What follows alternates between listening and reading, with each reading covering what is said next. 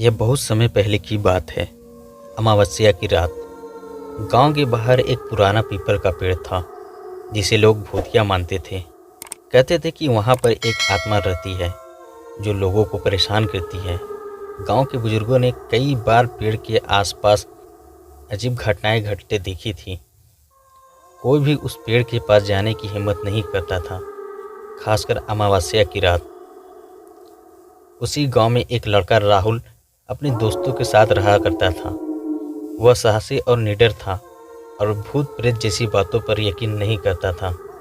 एक बार उसके दोस्तों ने उसे चुनौती दी कि अगर वह वाकई इतना बहादुर है तो अमावस्या की रात में पीपल के पेड़ के पास जाकर दिखाए। राहुल ने चुनौती को स्वीकार किया और उस रात पीपल के पेड़ की ओर चल पड़ा।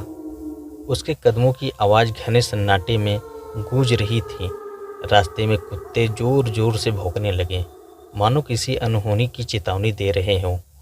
लेकिन राहुल ने उनकी परवाह नहीं की और आगे बढ़ता गया। जब वह पीपल के पेड़ के पास पहुंचा तो उसे अजीब सी ठंडक महसूस हुई। हवा में एक अजीब सी सिरहन थी।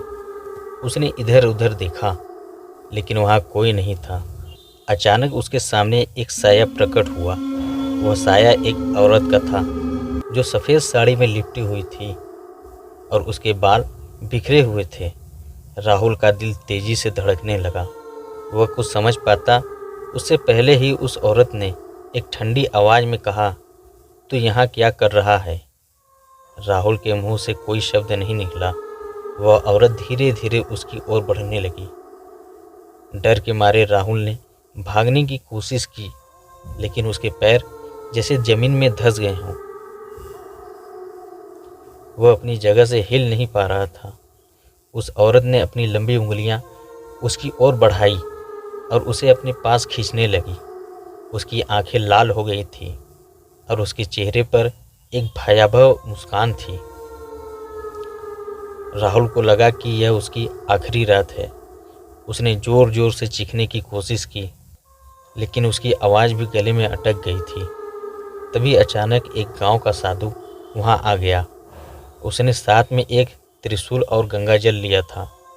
उसने गंगा जल को उस औरत पर छिड़का और कुछ मंत्रों का जाप करने लगा। जैसे ही गंगा जल उस पर पड़ा वह औरत जोर जोर से चीखने लगी और धुएं में बदलकर गायब हो गई। राहुल की जान में जान आई। साधु ने उसे समझाया कि वह आत्मा की पुरानी स्त्री है जो अपने परिवार से बिछड़ गई थी और यहाँ भटक रही थी। साधु ने उसे वहाँ दोबारा न आने की हिदायत दी।